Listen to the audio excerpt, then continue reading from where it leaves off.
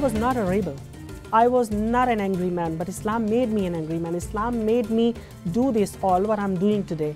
I was happy in my country. I simply wanted to live with my wife there, but Islam made me leave my country. Islam made me lose my family. And because of Islam, actually, I simply decided to expose Islam in an educated way, giving the references of Quran and Hadith. Mr. Imran Firasat is a Pakistani who converted from Islam to Christianity. Spain granted him asylum in 2004 because, as an apostate, his life was at risk. The Spanish authorities are now threatening to deport him to Pakistan under hate speech laws mandated by the European Commission. I was told that I'm Muslim and I have to follow that religion. I followed Islam 26 years of my life before I left it.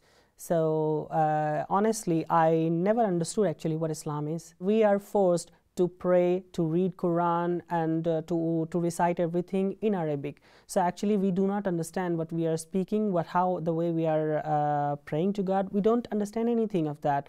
So, you know, there is no connection with God. There is no relation with God. We just do it because we are forced to do it. In Islam, it's not allowed to ask questions or to doubt. They just say that if you ask questions or if you're doubting about your faith, that is blasphemy. So we all are afraid there to ask questions or to doubt. I met my wife. She was a Buddhist. She was from Indonesia. We met in Pakistan, and I fell in love with her. And I wanted to marry with her legally and having a family with her. But later I realized that Islam doesn't allow a Muslim to marry with a Buddhist. So it was not possible in any way that we can marry.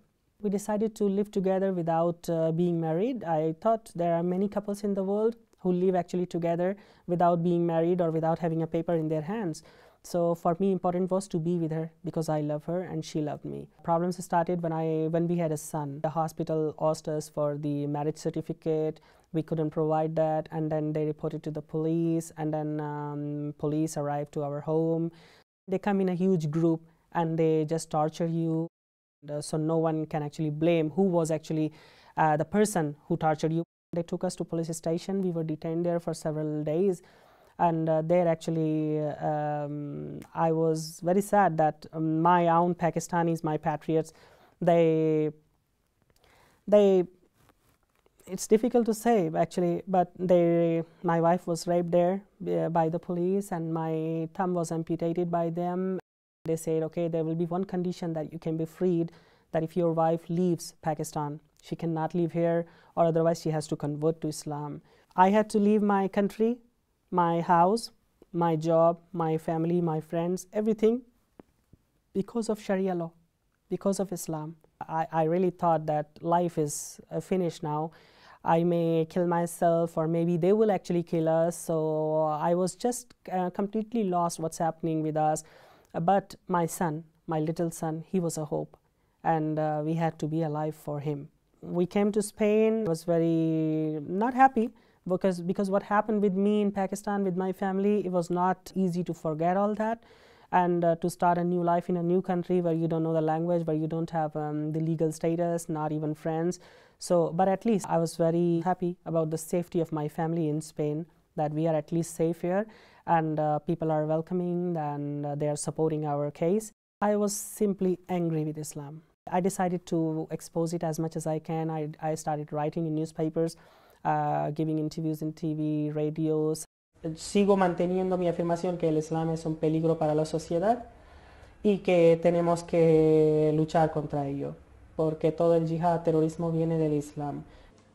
That was the mission of my life, that I have to speak about Islam, and I have to encourage other people like me who are suffering actually in Pakistan or in India or in any other Islamic country, that they also should raise voice against the injustices of Islam. When I criticized Islam, then of course Muslims were angry, because we have to understand one thing, that Islam is not a tolerant religion. One day I was physically attacked by Muslims.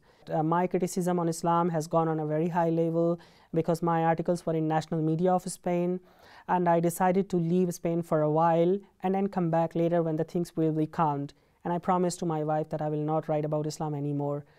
We went to Indonesia. All what I knew is that Indonesia is a modern country. It's close by to Australia, Singapore, so it looked like to me that it will be a modern country. But on the other hand, the fact that Indonesia is the biggest Islamic population on the earth, I was not aware of that.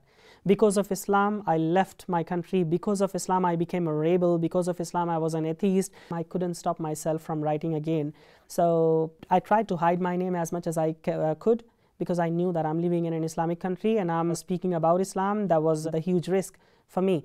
So I continued doing those things, making blogs, writing as much as I could about Islam.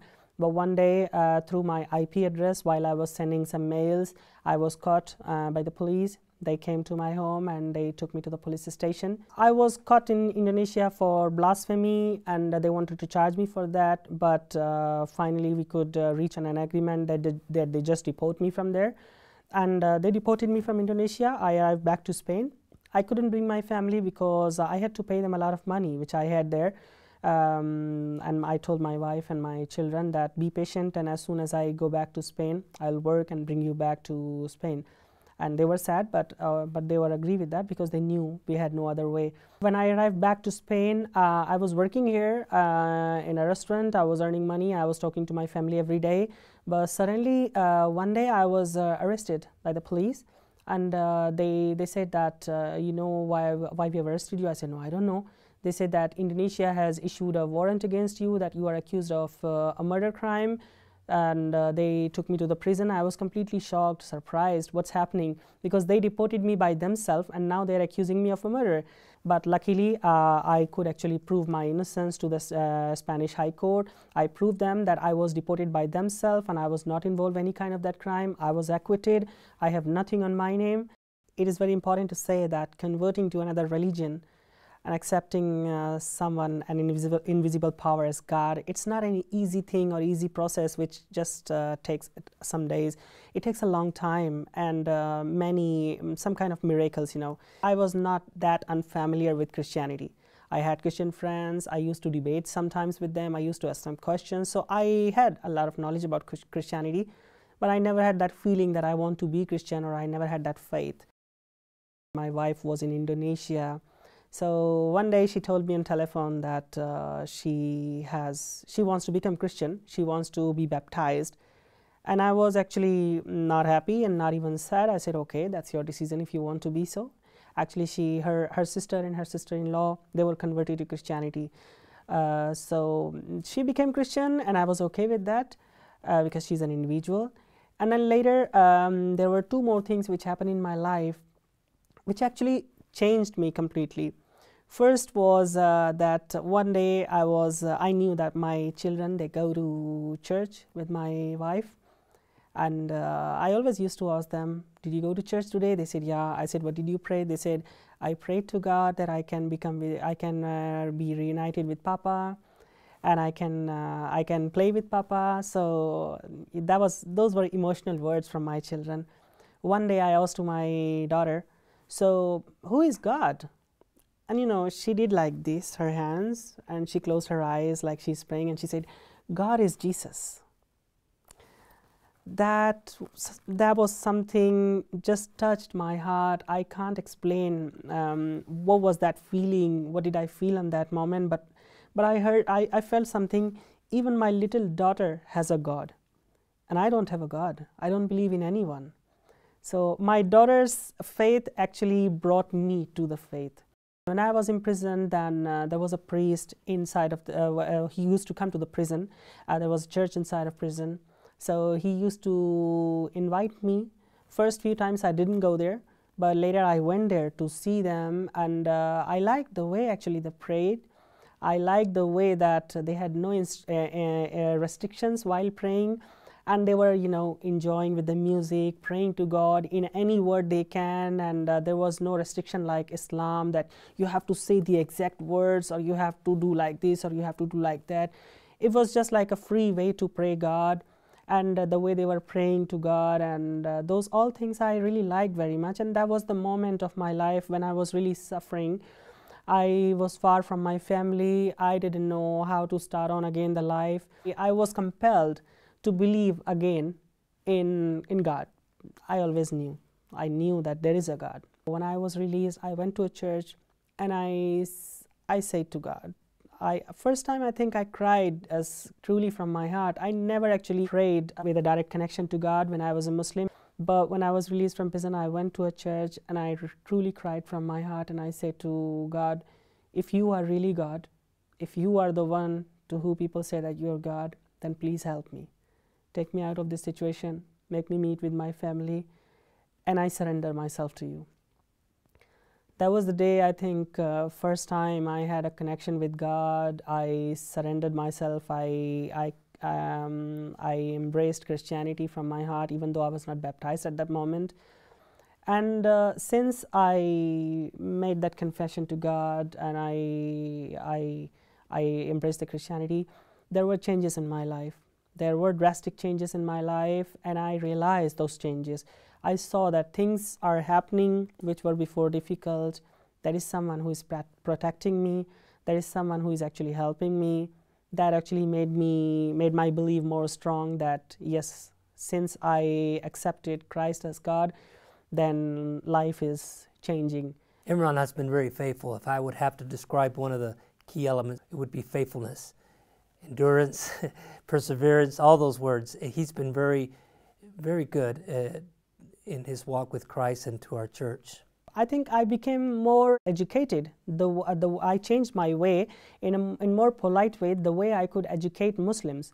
So with that purpose, I produced a film actually on Islam, and I released that. And I released that by informing to the government that, look, I'm going to make a film with the purpose to educate Muslims. I want to show them the real life of Muhammad. Mere days after this film was released on YouTube, Imran Firasat had his refugee status in Spain struck down. The Spanish government wanted to deport him back to Pakistan, where he would surely be killed. He had been an advocate against trying to, educate the public on the encroaching threat of Islam and Islamists across Europe and particularly across Spain. He's talked about how Islamist immigrants need to become Europeans, not to just simply come to Europe and practice Islam and invoke Sharia law. He's talked about the violence across Asia, across Europe, and across even the United States against Christian converts. I didn't violate any law of Spain. I just exercised my right to freedom of expression, and I produced a film. Just because of that, the Spanish government revoked my status, and they wanted to deport me back to Pakistan. And the reason they revoked my status, they mentioned in the documents that my film on Islam or my activities on Islam can provoke Muslims and they can burn our embassies, and we don't want that, so we revoke your status and we want you to leave the country. In conclusion, what I want to say is, I'm really very much angry with Islam, but there is a little bit difference in my anger of 2003 and now. Before I was completely angry, I just wanted to ruin it. But since I embraced the Christianity, I have a little bit change in my character. Because the first thing my pastors taught me, Imran, forgive. I said, no, Pastor, it's not easy. It's easy for you to say. But how can I forgive to those people who have ruined my wife?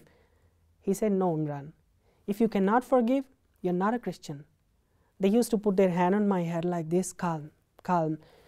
I said, I used to think in my heart alone, how can I forgive to those people who have actually ruined my life and who have actually destroyed my future. But slowly going to the church and listening the word of Bible, that if we don't love to those who have tortured us, so we are not Christians. Very few people have gone through what he's gone through, and I'm excited to see what God has for him. Now I'm a very soft-hearted man because I'm a Christian. I have been baptized, and once I was baptized, I promised to God that I will honestly follow you and your orders. I cannot actually be angry, or I cannot think bad about others. Now the only two hopes I have is, one, that I can be reunited with my family, and the other is that I can dedicate my life to the way of Christ. I want to educate Muslims about the falseness of Islam. Once they understand the reality of Islam, I want to show them the truth of Christ, the way of salvation. I want them to understand the truth the way I have understood. So those are my missions.